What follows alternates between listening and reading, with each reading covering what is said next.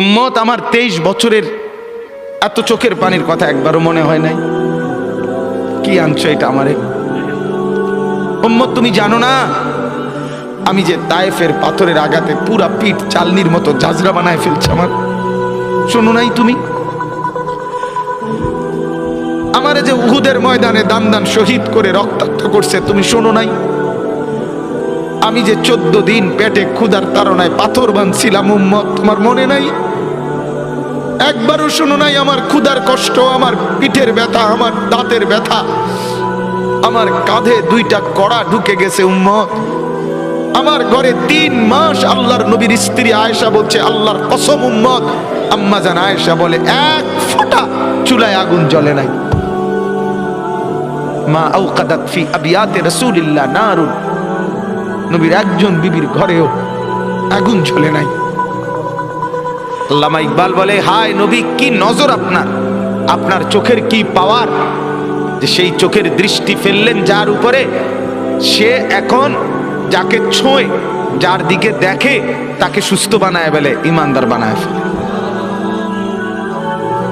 এই জন্য বাপ, এটা ফিকির দরকার, বোঝা দরকার। কোরআনুল কারীম পরিবর্তনের জন্য, জিন্দেগি নড়াচড়া করার জন্য, কলিজায় তোলপাড় করার জন্য। যদি দিলের মধ্যে কোনো নড়াচড়াই অনুভব না হয়, বিবেকের মধ্যে যদি কোনো অনুভূতি না জাগে, দিমাগের মধ্যে যদি কোনো ফিকিরই না আসে, আল্লাহর কথা শুনলেন কি, বুঝলেন কি? বলেন, আজ 10 বছর 20 বছর জুমার বয়ান শুনলেন মনে করেন, কিন্তু জিন্দেগি আপনার একই রকম, শুনলেন কি, বুঝলেন কি? বলেন, মাগরিবের নামাজ, এশার নামাজ, ফজরের নামাজ, এই 3 নামাজে ইমাম সাহেব কেরাত জোরে পড়ে, মানে কোরআন তেলাওয়াত করে জোরে, ঠিক না? মুসল্লিরা শুনতে পায়। সেই কোরআন তো কথা ছিল পরিবর্তন করা, দিলের মধ্যে তোলপাড় করা, হচ্ছে না কেন? পরিবর্তন আসে না কেন? অনুভূতি জাগে না কেন? যারা বেঈমান তারা যদি বদলে যায়, আমাদের তো মা মুসলমান, বাবা মুসলমান, আমাদের তো জন্মের পরে আমাদের 2 কানে আজান শুনাইছিল, ইকামত শুনাইছিল।